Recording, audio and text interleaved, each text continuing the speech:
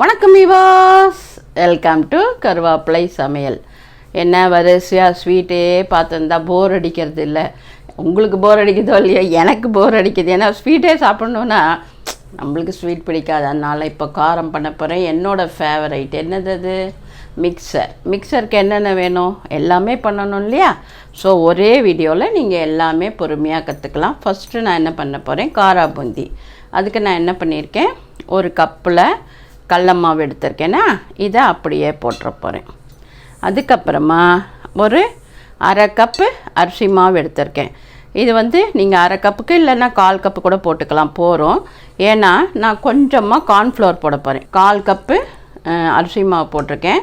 நீங்கள் அரை கப் போட்டிங்கன்னா கார்ன்ஃப்ளவர் போட வேண்டாம். கார்ன்ஃப்ளவர் கொஞ்சமாக போட்டிருக்கேன், ஏன்னா அது நல்லா கிறிஸ்பியாக வரும்ன்ட்டு. இப்போ கார்ன்ஃப்ளவர் போட்டவுடனே நம்ம கொஞ்சம் தேவையான உப்பு போட்டுப்போம். அதுக்கப்புறம் மஞ்சப்பொடி போட்டுருவோம், ஏன்னா கலர் கொஞ்சம் நன்னா வரும்ல, அதுக்காக. ஏற்கனவே நம்ம மிக்சரில் காரம் போடுவோம், இருந்தாலும் இப்போ கொஞ்சம் காரம் அது சாப்பிட்றதுக்கு நல்லா இருக்கும் அப்படின்றதுனால கொஞ்சமாக காரம் போட்டுக்கிறேன். இப்போ என்னென்ன போட்டிருக்கேன், கடல மாவு, அரிசி மாவு, கொஞ்சமாக கார்ன்ஃப்ளவர், மஞ்சப்பொடி, உப்பு, மிளகாப்பொடி எல்லாம் போட்டுட்டேன். இப்போ கொஞ்சமாக பெருங்காயத்தூள். இப்போ ஆல்மோஸ்ட் எல்லாம் போட்டுட்டேன்னு நினைக்கிறேன். இப்போ நம்ம என்ன பண்ண போகிறோம் அப்படின்னா, இந்த பூந்திக்கு ஓமம் வாசனை வேண்டாம். ஆனால் ஓமப்பொடி பிசையும்போது கண்டிப்பாக ஓமத்தை மிக்சியில் பொடி பண்ணி வெந்நீர் தண்ணியில் போட்டு வச்சிட்டிங்கன்னா ஆறிடும் தண்ணி. அப்போ அது ஓமம் வாசனை சூப்பராக இருக்கும். அதை வடிகட்டி அந்த தண்ணியை நம்ம எடுத்துப்போம். இப்போ இதை என்ன பண்ணணும்னா, இதில் நீங்கள் பேக்கிங் பவுடர் போட்டால் கொஞ்சம் உப்பும், அது வேண்டாம் எங்களுக்கு நார்மலாக அப்படியே ஆசிட்டிஸ் அப்படியே இருக்கட்டும் அப்படின்னா பேக்கிங் பவுடர் போட வேண்டாம். இல்லைன்னா ஆப்பசோடா இருந்தால் ஒரு பிஞ்சு போட்டுக்கோங்க. நான் என்ன பண்ண போகிறேன், சும்மா ஒரு பிஞ்சு பேக்கிங் பவுடர் போடுறேன். ரொம்ப வேண்டாம், ஏன்னா ரொம்ப போட்டால் நல்லா இருக்காது, அது அப்படியே ஓடி போயிடும். அதோட கேரக்டர் என்னென்னா பிரேக் பண்ணும் எல்லா மாலிகூல்ஸும். அதனால் நம்ம அதை பார்த்து தான் போட்டுக்கணும். அதே மாதிரி தான் பாதுஷா பண்ணும்போது நிறையா போட்டுட்டிங்கன்னா அப்படியே பிஞ்சு போயிடும். அதனால் அது கேர்ஃபுல்லாக இருந்துக்கோங்க. இப்போ தண்ணி நம்ம அந்த ஊற்றுற பதத்துக்கு வர அளவுக்கு ஊற்றி கரைச்சிக்கலாம். இதுக்கு அளவு மாவெல்லாம் எப்படி இருக்கும் என்னன்னு சொல்ல முடியாது. அதனால் நீங்கள் நல்லா கட்டி இல்லாமல் ஊற்றுற அளவுக்கு கரைச்சி வச்சுட்டா போதுமானது. சரிங்களா? நான் கொஞ்சம் தான் பண்ணுறேன், ஏன்னா இதே ப்ராசஸ் தான், இதே மெத்தட் தான்.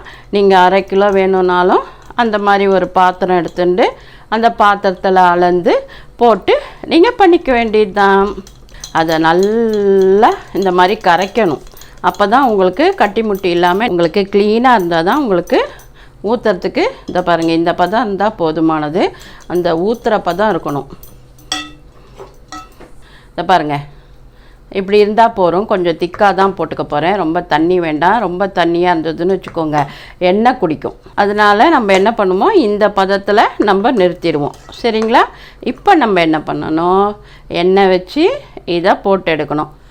பூந்தி கரண்டி நான் வச்சுருக்கேன். சப்போஸ் பூந்தி கரண்டி இல்லாதவங்க கன்செட்டும் இருக்குல்ல, அதை தொடச்சிட்டு ஒவ்வொரு வாட்டியும் ஊற்றி அது உழுந்த உடனே கொஞ்சம் தண்ணி பண்ணிக்கணும். இந்த மாவையே லைட்டாக கொஞ்சம் தண்ணி பண்ணிட்டு ஊற்றிட்டே இருந்திங்கன்னா அது பாட்டுக்கு விழும். தொடச்சி யூஸ் பண்ணணும். சரிங்களா? இப்போ மாவு ரெடி ஆகிடுதா? இப்போ நம்ம என்ன பண்ண போகிறோம், மாவு ரெடி ஆனதுனால எண்ணெய் வச்சு பூந்தி பொரித்து எடுக்க போகிறோம். பாருங்கள், எண்ணெய் நல்லா காஞ்செடுத்து இந்த மாதிரி கரண்டி இருக்குல்ல, இந்த கரண்டி இருந்தால் கூட நீங்கள் இதை வச்சு கூட பண்ணலாம் அப்படின்றது தான் நான் காமிக்கிறேன். இந்த மாதிரி இந்த கரண்டிலையும் நீங்கள் பண்ணால் நல்லா வரும். இதை என்ன பண்ணணும், ஒரு வாட்டி ஊற்றிட்டு இதை அலம்பிட்டு நீங்கள் பண்ணிங்கன்னா கரெக்டாக வரும். இந்த பூந்தி கரண்டி இல்லையே அப்படின்னு நீங்கள் கவலைப்பட வேண்டாம். மாவு பார்த்தீங்களா எந்த திக்னஸில் இருக்குது, இந்த திக்னஸில் இருக்கணும். நான் அடுத்தது ஊற்றும்போது காமிக்கிறேன் மாவு எந்த திக்னஸில் இருந்ததுன்னு. இப்போ எண்ணெய் நல்லா காஞ்சிருந்ததுனால சிம் பண்ணிட்டேன். நான் சிம்மில் தான் போடுறேன். பாருங்கள், திக்னஸ் இருக்கணும் மாவு, அப்போ தான் பூந்தி உங்களுக்கு குண்டாக வரும். சப்போஸ் உங்களுக்கு சப்பையாக வந்துடுதுன்னா தண்ணி ஜாஸ்தின்னு அர்த்தம். உடனே நீங்கள் என்ன பண்ணணும், கொஞ்சம் கடல மாவு சேர்த்துக்கணும். சரியா? நீங்கள் முதல்ல போட்டு பார்க்கணும். சப்பையாக வந்துடுதுன்னா நீங்கள் என்ன பண்ணணும், கொஞ்சமாக கடல மாவு சேர்த்து கொஞ்சம் கெட்டி பண்ணிடணும். பஜ்ஜிக்கு எப்படி கெட்டியாக திக்காக இருக்கும் அந்த மாதிரி, அதாவது தோசை இட்லி அந்த மாதிரி பதத்தில். நீங்கள் ரொம்ப தண்ணியாக கரைச்சிண்டா கொஞ்சம் சப்பையாக விழும். அதனால் அதை கரெக்டாக பார்த்துக்கோங்க. சரியா? இந்த மாதிரி நீங்கள் என்ன பண்ணணும், இப்படி தான் பூந்தி போடணும். பாருங்கள் எப்படி பூந்தி போட்டிருக்கேன்னு தெரியறதா? இப்போ அடுத்தது நான் இதில் போட்டு காமிக்கிறேன். நான் இந்த கரண்டி வச்சுருக்கேன், உங்களுக்காக நான் அதில் போட்டு காமிச்சேன். இப்போ நான் இந்த கரண்டியில் போட போகிறேன்.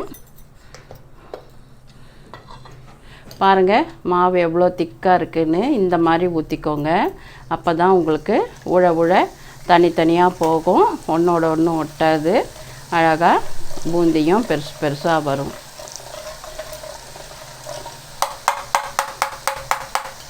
ரெண்டு நிமிஷம்தான் பூந்திலாம். இதே நீங்கள் லட்டு பிடிக்கிறதா இருந்தால் இங்கே பாருங்கள், இந்த அளவுக்கே நீங்கள் எடுத்துடணும். ரொம்ப செவக்கெல்லாம் நீங்கள் பூந்தியை விடக்கூடாது. இந்த பதத்துக்கு நீங்கள் எடுத்து வச்சுட்டு சர்க்கரை நல்ல கம்பி பாக்கு போட்டு ஊற்றிட்டு அப்படியே வச்சுட்டிங்கன்னா ஊறிடும். அதுக்கப்புறம் நம்ம லட்டு பிடிச்சிக்கலாம். அது ஈஸியாக இருக்கும். அது ரொம்ப ஈஸி, அதனால் சொல்கிறேன். இங்கே பாருங்கள், பூந்தியை இந்த பதத்துக்கு எடுத்துக்கணும். அப்படி ரொம்ப முறுமுறுன்னு ஆகாமல் இந்த பதத்துக்கு எடுத்து போட்டிங்கன்னா லட்டு சூப்பராக வரும். கம்பி பதத்துக்கு பாகு எடுத்துட்டு அதில் ஊற வச்சிடணும். ஊற வச்சுட்டு காற்றால் கூட பிடிச்சிக்கலாம். சரிங்களா? இப்போ நம்ம பூந்தி கொஞ்சம் நேரம் 2 நிமிஷம் ஆச்சுன்னா நல்லா சத்தம் கலக்கலன்னு வரும். ஓசை அடங்கிட்டால் எடுத்துடணும், இல்லைன்னா ரொம்ப செவந்து போயிடும். அதனால் பார்த்து எடுத்துருங்க. இந்த பூந்தியை பசங்களுக்கு பிடிச்சதுன்னா என்ன பண்ணணும், இதில் கலர் கூட போடலாம். சிவப்பு கலர், பச்சை கலர் அதெல்லாம் போடலாம். நீங்கள் காய்கறியே கூட புதினா அரைச்சி வச்சு சாறு எடுத்து வச்சுக்கலாம். அந்த மாதிரி அந்த கலர் நேச்சுரல் கலர் கூட நீங்கள் யூஸ் பண்ணலாம். எதெல்லாம் நல்ல கலர் கிடைக்கும்னு பார்த்து அதெல்லாம் பீட்ரூட்டு அந்த மாதிரி நீங்கள் யூஸ் பண்ணிக்கலாம். சரிங்களா? நான் இதையே கூட கொஞ்சம் எடுத்து லட்டு பண்ணலான்னு பார்த்தேன். இதில் உப்பு போட்டுட்டோம் அப்படின்றதுனால வேண்டான்னு விட்டுட்டேன். உப்பு ஒரு சிட்டிக்கை போட்டு பண்ணிங்கன்னா தான் அந்த லட்டு பிடிக்கிறதுக்கு பூந்தி நல்லாயிருக்கும். கரெக்டாக? ஆமாவா? எல்லோரும் தீபாவளிக்கு கடகடன்னு பட்சணம் பண்ண ஆரம்பிச்சிடுங்க. ஒரு 2-3 நாள் முன்னாடியே பண்ணி வச்சுருங்க. ஏன்னா கடைசி நாள் வரைக்கும் நம்ம ட்ரை பண்ணியிருந்தோன்னா டயர்டாகிடுவோம். அதனால் என்ன பண்ணணும், ஒரு 4 நாள் முன்னாடியே என்னென்ன பண்ண போகிறோம், எது நமக்கு ஈஸியாக இருக்குது, நம்ம வீட்டில் என்னென்ன மெட்டீரியல் அவைலபிளாக இருக்குதுன்னு பார்த்துட்டு நீங்கள் அதை பண்ணிவிடுங்க. சரியா? அதுக்கப்புறம் கொஞ்சம் ரெஸ்ட் எடுத்துட்டு குழந்தைகளுக்கெலாம் புது ட்ரெஸ் வாங்கிட்டு நீங்களும் புது ட்ரெஸ் வாங்கிட்டு, நான் சொன்னேன் இல்லையா தீபாவளி எப்படி செலிப்ரேட் பண்ணணும்னு, அந்த மாதிரி நீங்கள் பண்ணுங்கள். நிறைய பேருக்கு தெரியும், தெரியாத குழந்தைகளுக்கு தான் நான் சொல்கிறேன். சரியா? இன்னும் புதுசாக சொல்கிறியா அப்படின்னு நிறையா பேர் கமெண்ட்லாம் கொடுப்பாங்க. அதனால தான் சொல்கிறேன். இந்த பாருங்கள் எப்படி பூந்தி எடுத்துட்டோம் பார்த்தீங்களா? தெரியுதா உங்களுக்கு? கலகலன்னு சத்தம். இவ்வளோ தான். இப்படி பூந்தி எடுத்துடுறோம். இதே மாதிரி நான் மொத்தமாக போட்டுட்டு உங்களுக்கு காமிக்கிறேன். பாருங்கள், நம்மளோட பூந்தி போட்டு எடுத்துட்டோம். எப்படி வந்திருக்கு பார்த்தீங்களா? ஜம்முன்னு. இங்கே பாருங்கள், ரவுண்டாக அழகாக எப்படி வந்திருக்கு. ஸோ நம்ம பூந்தி ரெடி. அடுத்தது நம்ம ஓமப்பொடி போடுறோம். இந்த பூந்தி மாத்திரம் பண்ணுறதா இருந்தால் இதுக்கு என்ன பண்ணணும், கொஞ்சமாக 1/4 ஸ்பூன் சர்க்கரை, கொஞ்சம் காரப்பொடி, கருவேப்பிலையை பொரித்து போட்டிங்கன்னா நம்மளோட பூந்தி மாத்திரம் பண்ணுறதா இருந்தால் ரெடி. இது பண்ணிட்டு என்ன பண்ணணும், கொஞ்சமாக 1/4 ஸ்பூன் உப்பு, 1/4 ஸ்பூன் சர்க்கரை, கருவேப்பிலையை பொரித்து போடணும். போட்டால் நம்மளோட காரா பூந்தி ரெடி. சரிங்களா? அடுத்தது ஓமப்பொடி பார்க்கலாமா? நம்ம மிக்சர் தானே பண்ண போகிறோம், அதனால் இப்போ ஓமப்பொடி எப்படி பண்ணுறதுன்னு காமிக்கிறேன். இங்கே பாருங்கள், இது ரெடி ஆகிடுது. இந்த பாத்திரத்தில் நம்ம கடல மாவு போட போகிறோம். சரிங்களா? இங்கே பாருங்கள், ஓமப்பொடிக்கு சும்மா ஒரு பேருக்கு கொஞ்சோண்டு அரிசி மாவு போட்டால் போகிறோம். 2 ஸ்பூன் அரிசி மாவு போட்டால் போகிறோம். பாருங்கள், இந்த கப்பளவுக்கு கடல மாவு எடுத்திருக்கேன். கொஞ்சமாக அரிசி மாவு போட்டிருக்கோம், கடல மாவு போட்டிருக்கோம் இல்லையா? இதில் என்ன பண்ணணும், நம்ம உப்பு சேர்க்கணும். உப்பு பாருங்கள், கொஞ்சமாக தேவையான அளவு போட்டுட்டோம். இதுக்கும் நீங்கள் கலர் வரணுன்னா லைட்டாக மஞ்சள் பொடி காமிக்கலாம். இங்கே பார்த்தீங்களா ஓமம் இருக்குல்ல, அதை நல்லா பொடி பண்ணி வெந்நீர் தண்ணியில் போட்டு நல்லா ஆறிடுத்து. இதை நம்ம என்ன பண்ணணும், வடிகட்டி சேர்த்துக்கணும். இங்கே பாருங்கள், இதை இப்படி வடிகட்டி இந்த தண்ணியை சேர்த்துக்கணும். இந்த ஓமத்தை அப்படியே எடுத்துடணும். ஏன்னா இது போட்டால் நம்மளால் புழிய முடியாது. அதனால் பொடி பண்ணி நல்லா எடுத்து வச்சுட்டு தண்ணி போட்டு ஊற வச்சு அதுக்கப்புறம் இதில் புழிஞ்சிடணும். இப்போது அந்த ஓமம் வாட்டர் போட்ட முன்னே தான் அந்த ஓமப்பொடி சாப்பிடும்போது சூப்பராக இருக்கும். இதை கெட்டியாக நம்ம சப்பாத்தி மாவு மாதிரி பிசைஞ்சால் போகிறோம். ரொம்ப தண்ணி வேண்டாம். நான் கொஞ்சமாக தான் ஊற வச்சுருந்தேன், 1/4 டம்ளரோ 1/2 டம்ளரோ. அதனால் தைரியமாக அப்படியே ஊற்றினேன். சரிங்களா? அந்த தண்ணி கரெக்டாக இருக்கும். 1 கப் கடல மாவு போட்டதுனால உப்பு போட்டுட்டோம், கலர் போட்டுட்டோம். இப்போ அந்த ஓமம் வாட்டர் ஊற்றிட்டோம். இப்போ பிசைஞ்சிட்டு புழிய போகிறோம். சரிங்களா? கொஞ்சமாக தண்ணி வேணும்னா ஆட் பண்ணிக்கலாம். இதுக்கு வந்து நம்ம கொஞ்சமாக வெண்ணெயும் சேர்த்துக்கணும். கொஞ்சமாக வெண்ணெய் சேர்த்துருக்கேன். இங்கே பாருங்கள், இந்த அளவுக்கு வெண்ணெய் சேர்த்துருக்கேன். இந்த அளவுக்கு வெண்ணெய் சேர்த்தா போகிறோம். சரிங்களா?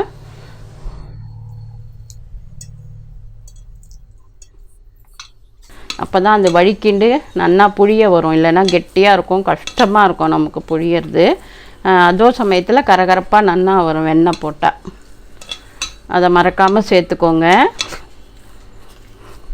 அந்த மாவுலேயே போட்டுடலாம் ஓமம் வாட்டர் ஊற்றுறதுக்கு முன்னாடியே. பாருங்கள், நல்லா பிசைஞ்சாச்சு. இந்த மாதிரி பிசைஞ்சதை இப்போ நம்ம வந்து எண்ணெய் வச்சு போட்டு எடுத்துடலாம். சரிங்களா? இது இருக்கட்டும். இதை வந்து சின்னதாக இப்படி வச்சுட்டு இப்படி உருட்டி நம்ம ஓமம் புழியறதில்ல அந்த குழவியில் போட்டு புழிஞ்சி காமிக்கிறேன். பாருங்கள், இப்போ பூந்தி ரெடி ஆகிடுத்து. இப்போ ஓமப்பொடி வந்து நான் கொஞ்சம் கொஞ்சமாக புழிஞ்சிருக்கேன். அதை இப்படி சேர்த்துட்றேன். நான் உங்களுக்கு புழியறதை காமிக்கிறேன். ஏற்கனவே நான் பிசைஞ்சதை காமிச்சிட்டேன். ஸோ நான் அடுத்தது இதை எடுத்த உடனே உங்களுக்கு புழியறதை காமிக்கிறேன். ஓமப்பொடி வந்து சீக்கிரம் வெந்துடும். ரொம்ப டேஸ்ட்டு நல்லாயிருக்கும். ஏன்னா நம்ம ஓமம் போட்டிருக்கோம்ல. உங்களுக்கு இந்த மாதிரி பட்சணம் சாப்பிடும்போது அப்படியே இந்த என்ன சொல்லுவாங்க, அசிடிட்டி வராது, அஜீர்ணம் வராது. அதனால் கண்டிப்பாக ஓமம் போட்டு ஓமப்பொடி பண்ணுங்கள். இல்லைன்னா இது பண்ணும்போது கூட, காரா சேவ் பண்ணும்போது கூட நீங்கள் ஓமம் போட்டுக்கலாம். ஏன்னா அது பெருசு தானே. அதனால் ஓமம் போட்டாலும் ஒன்றும் ஆகாது. இப்போ பாருங்கள், நான் எடுத்துகிட்டு உங்களுக்கு காமிக்கிறேன். பாருங்கள், தெரியறதா? இந்த மாதிரி நம்ம எல்லாத்தையும் எடுத்துடுவோம். பாருங்கள், இந்த மாதிரி நீங்கள் டைரெக்டாக கூட புழியலாம். ஆனால் வந்து பொறுமையாக புழியணும். சரிங்களா? இந்த மாதிரி கரண்டி பின்னாடி புழிஞ்சு கூட புழிஞ்சிக்கலாம். ஆனால் இது உடனே எடுத்துடணும். பாருங்கள், 1 நிமிஷம் நான் லேட் பண்ண உடனே செவந்துடுத்து. அந்த மாதிரி செவக்காமல் இப்படி எடுத்துருங்க. பாருங்கள், நம்மளோட ஓம்பொடி சூப்பராக ரெடி ஆகிடுதா? பார்த்துட்டீங்களா? ஓகே, எல்லாத்தையும் புழிஞ்சிட்டு காமிக்கட்டுமா? பாருங்கள், நம்மளோட ஓம்பொடி போட்டு எடுத்தாச்சு.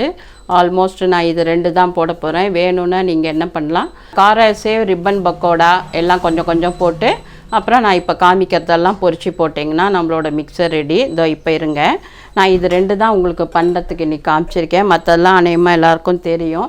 இப்போ நான் என்ன பண்ண போகிறேன், இந்த இதை எடுத்துக்கிறேன். இதில் முதல்ல தேங்காய் அப்படியே போட்டு நம்ம பொரிச்சிடணும்.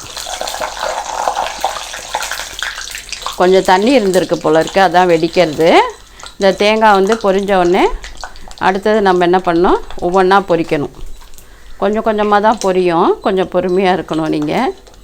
இது வந்து கொப்பரை, அதாவது தேங்காயில் தண்ணி இல்லாமல் இருக்கும். இது பாருங்கள் எப்படி அழகாக பொரியறது. அதை வந்து நீங்கள் இந்த மாதிரி பொரிச்சிக்கணும். பொரிச்சிண்டா சூப்பராக இருக்கும். அதை வந்து மிக்சரில் போடும்போது வயிற்று புண்ணு, வாய் புண்ணு எது இருந்தாலும் போயிடும். நான் இப்போ காமிக்கிறேன் உங்களுக்கு. பாருங்கள், இப்போ நம்மளோட தேங்காய் பொரிச்சாச்சு. இப்போ காமிச்சிட்டேன். அதான் கொப்பரை பொரிச்சாச்சு. அதுக்கு அடுத்தது என்ன பண்ணணும், உடச்ச கடலையை, அதாவது பொட்டுக்கடலைன்னு சொல்லுவீங்களே, அந்த பொட்டுக்கடலையை அப்படியே பொரிக்கிறோம். அதுவும் பொரிஞ்செடுத்து ஆச்சா. இது பொரிஞ்ச உடனே பாருங்கள், அந்த வாசனை, அந்த கொப்பரை வாசனை ஊரை தூக்கிறது.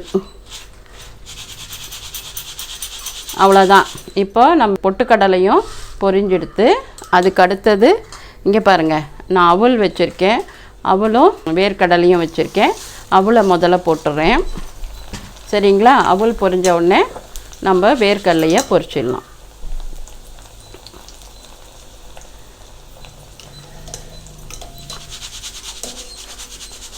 பாருங்கள், இப்போ அவலும் பொரிஞ்செடுத்து நல்லா இந்த மாதிரி ஆட்டினீங்கன்னா ஒரு ட்ராப் கூட எண்ணெய் நிற்காது, வந்துடும். பார்த்தீங்களா, அவளும் பொரிஞ்சிடுது. இப்போ அவளும் போட்டுற போகிறோம் நம்ம. அதுக்கப்புறமா வந்து கடைசியாக நம்ம இந்த வேர்க்கடலை உடச்ச கடலெல்லாம் கொஞ்சம் கொஞ்சம் இருக்குது, அதை அப்படியே போட்டுடுறேன். அதுக்கப்புறம் கருவேப்பிலை எவ்வளோ இருக்கோ அவ்வளோ நீங்கள் போட்டுக்கலாம். கருவேப்பிலை எவ்வளோக்கு எவ்வளோ போடுறீங்களோ அது போட்டவுடனே பாருங்கள் ஒரு வாசனை தானாக வருது. அந்த மாதிரி கருவேப்பிலை போட்டுக்கோங்க. கொஞ்சம் காய வச்சு போட்டுண்டா இன்னும் நல்லாயிருக்கும், டப்ப டப்பன்னு வெடிக்காது ரொம்ப. சரியா? பாருங்கள், இப்போது இதுவும் பொரிச்சாச்சு, இதையும் போட போகிறேன். இன்னும் கொஞ்சம் எனக்கு கருவேப்பிலை பத்தலை மாதிரி தெரியுது, அதனால் நான் கருவேப்பிலையை அப்படியே போட்டுக்கிறேன். கருவேப்பிலையை அப்படியே போட்டு பொரித்து எடுத்துக்கிறேன். அப்புறம் இதில் வந்து இன்னும் ஒன்று கூட போடலாம். என்னென்னா, நான் அந்த இனிப்பு ஒரு இது சொன்னேன்ல உங்களுக்கு, இனிப்பில் ஒரு உப்புச்சீடை மாதிரியே இனிப்பு சீடை பண்ணேன்ல, அதுவும் 2 எடுத்து போடலாம். அது எப்படி போடலான்னு காமிக்கிறேன். உங்களுக்கு ஒரு வீடியோவில் இனிப்பு எப்படி பண்ணுறதுன்னு நான் சொல்லியிருக்கேன். 3 இனிப்பு போட்டிருக்கேன்ல, 3 ஸ்வீட்ஸு, அதில் இதுவும் போட்டிருக்கேன். ஆக்சுவலாக இது எப்படி பண்ணுறதுன்னு இங்கே பாருங்கள் இருக்குது. இதையும் நான் அப்படியே எண்ணெயில் போட்டுட்டு எடுத்து போட்டுடுறேன். ரொம்பலாம் இது வந்து இது பண்ண வேண்டாம், கருப்பாயிடும். சும்மா ஏற்கனவே பண்ணதுன்றதுனால இதை அப்படியே எண்ணெயில் போடக்கூட வேண்டாம். நான் உங்களுக்கு சும்மா காமிக்கிறதுக்காக எண்ணெயில் போட்டு எடுத்து போட்டிருக்கேன். பாருங்கள், இப்போ நம்ம வந்து ஓம்பொடி புழிஞ்சாச்சு. எல்லாத்தையும் என்னென்னலாம் பொரிச்ச எண்ணெயிலன்னு பார்த்தீங்க. இந்த ஓம்பொடி மாவுலையே கொஞ்சம் ரிப்பன் பக்கோடாக்கு கொஞ்சமாக எடுத்து புழிஞ்சிடுங்க. பூண்டு பிடிச்சா நீங்கள் பூண்டை நசுக்கி எண்ணெயில் பொரித்து சேர்த்துக்கலாம். இப்போ நான் என்ன பண்ணியிருக்கேன், 1 ஸ்பூன் சர்க்கரை, அப்புறம் கொஞ்சமாக பெருங்காயப்பொடி மஸ்ட்டு, அதுக்கப்புறமா கொஞ்சமாக காரப்பொடியும் கொஞ்சம் ஓரளவுக்கு தூவிக்கோங்க. கருவேப்பிலை இன்னும் வேணும்னா கூட நீங்கள் பொரித்து போட்டுக்கலாம். ரொம்ப சூப்பராக இருக்கும் நம்ம மிக்சர். ட்ரை பண்ணி பாருங்கள், ரொம்ப பிடிக்கும். எல்லாருமே சொல்லுவாங்க பெஸ்ட்டாக இருக்குது அப்படின்னு. அந்த மாதிரி எல்லாமே ஒரு மாவை ரெடி பண்ணால் போகிறோம், ஒரு கடல மாவு கொஞ்சம் அரிசி மாவு இருந்தால் போதும், எல்லாத்தையும் ரெடி பண்ணலாம். என்ன இந்த கொப்பரை போடுறது, அப்புறம் இந்த அவுல், அப்புறம் உடச்ச கடலை, வேர்க்கடலை எல்லாத்தையும் பொரித்து போட்டு கருவேப்பிலை கொஞ்சம் போட்டு லைட்டாக கொஞ்சம் சர்க்கரை போட்டிங்கன்னா சூப்பரான நம்மளோட மிக்சர் ரெடி. வாங்க சாப்பிட்லாமா? தீபாவளி வந்துடுதா, மிக்சர்னாலே தீபாவளி தானே, ஓகேவா? நான் இப்போ இதுக்கு ஏதாவது ஒரு பாட்டு பாடணுமே. தீபாவளிக்கு என்ன பாட்டு பாடுறது? தெரியல. சரி, ஓகே, பரவாயில்ல. ஆனால் பாரத விலாஸில் சொல்லுவாங்க, இந்திய நாடு என் வீடு, இந்தியன் என்பது என் பேரு, ரகுபதி ராகவ ராஜாராம், பதீத பாவன் சீதாராம் அப்படின்வாங்க. அதனால் நம்ம எல்லாரும் இந்தியர், நம்ம எல்லாரும் செலிப்ரேட் பண்ணுவோம் அப்படின்றது தான் இந்த பாடல் மூலிமா நான் உங்களுக்கு சொன்னது. எனக்கு தெரிஞ்ச பாடல் 1 2 உங்களுக்காக பாடியிருக்கேன். கண்டிப்பாக தீபாவளியை நம்ம எல்லாரும் இந்தியன் அப்படின்ற அந்த எண்ணத்தோடு செலிப்ரேட் பண்ணுவோம். வேற்றுமையில் ஒற்றுமை காண்பது தானே நமது நாடு. அதனால் இந்தியானாலே என்ன, எல்லாருக்கும் வாழ்விடம் புகழிடம். சரிங்களா? வாங்க, advance greetings to happy Deepavali. சேஃபாக ப்ளே பண்ணுங்கள். நான் திருப்பி சொல்கிறேன். ஒரு குழந்தை கூட சொன்னால், நீங்கள் அடுப்புக்கிட்ட இருக்கிற மாதிரி இருக்குது, காட்டன் புடவை இல்லாமல் வேறு கட்டிக்கிறீங்க, ஆப்ரான் யூஸ் பண்ணுங்க அப்படின்னா. அதனால் நான் கண்டிப்பாக அடுத்த இதில் எப்போயாவது நான் ட்ரை பண்ணுறேன், வாங்கி கட்டிண்டு பண்ணுறேன். இவ்வளோ கன்சிடரேஷன் என் மேலே இருக்கிறதுனால எல்லாருக்கும் ஒரு நன்றி சொல்லிக்கிறேன். ஆரோக்கியமாக சாப்பிடுவோம், ஆரோக்கியமாக இருப்போம். நன்றி, வாழ்த்துக்கள்.